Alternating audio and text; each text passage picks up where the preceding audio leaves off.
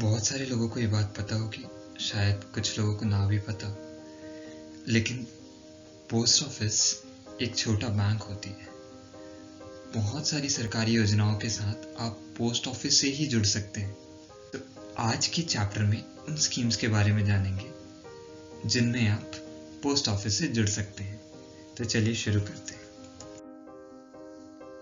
अब post office में बहुत सारी स्कीम्स होती हैं। Post office saving scheme, post office की fixed deposit, then national savings certificate, फिर किसान विकास पत्र, पोस्ट ऑफिस आरडी, इन सभी के बारे में हम जानकारी लेंगे। तो चलिए एक एक करके शुरू करते हैं। सबसे पहला पोस्ट ऑफिस फिक्स्ड डिपॉजिट या टर्म डिपॉजिट। तो इसके कुछ मुख्य पहलुओं पर ध्यान देते हैं, उसके बाद इससे जुड़ी ब्याज दरों को भी जानेंगे।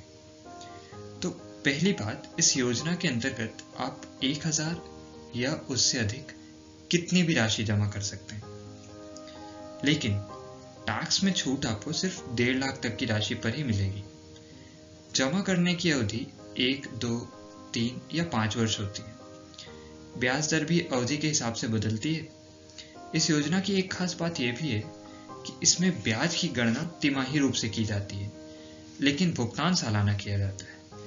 तिमाही गणना में एक बार में 3 बार ब्याज निकाला जाता है, जबकि वार्षिक गणना में एक ही बार ब्याज निकाला जाता है। ज्यादा गणना यानी ज्यादा ब्याज।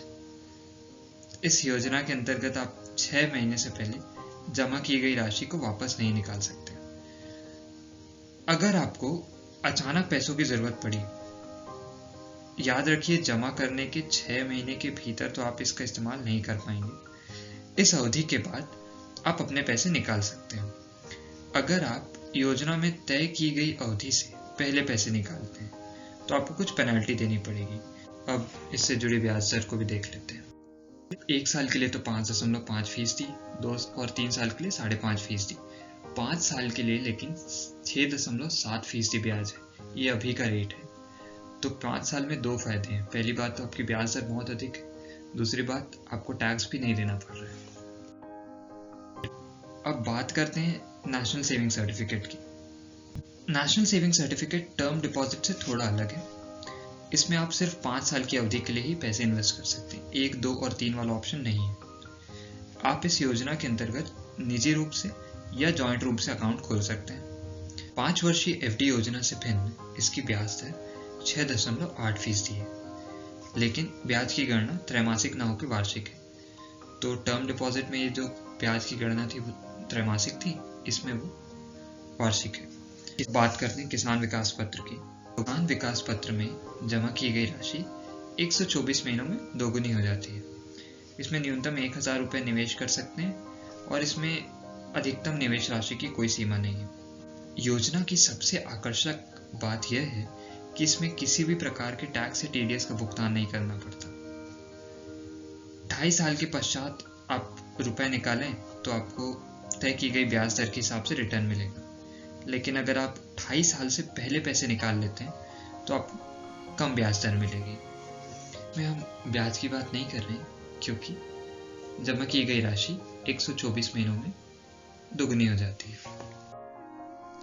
अब रिकरिंग डिपॉजिट की बात कर लेते हैं। रिकरिंग डिपॉजिट में आप 100 रुपये प्रति माह या उससे अधिक कितना भी निवेश कर सकते हैं। इसमें निवेश की अवधि 5 वर्ष है। ब्याज दर 5.7% है, लेकिन किसान विकास पत्र की तरह इसमें भी आपको टैक्स बेनिफिट मिलता है और कोई टीडीएस का प्रावधान नहीं है।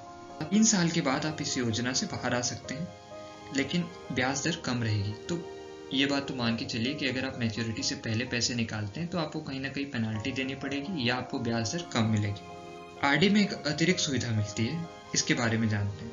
लोन की सुविधा। आप जमा राशि की 50% तक लोन ले सकते हैं। इस लोन पर ब्याज दर आरडी के रेट से 2% अधिक होती है। तो अगर आपका आरडी का रेट 5.7% है तो लोन जो आप इस पे ले रहे हैं उसकी ब्याज दर 7.7% होगी। ये कुछ महत्वपूर्ण पोस्ट ऑफिस स्कीम्स हो गई।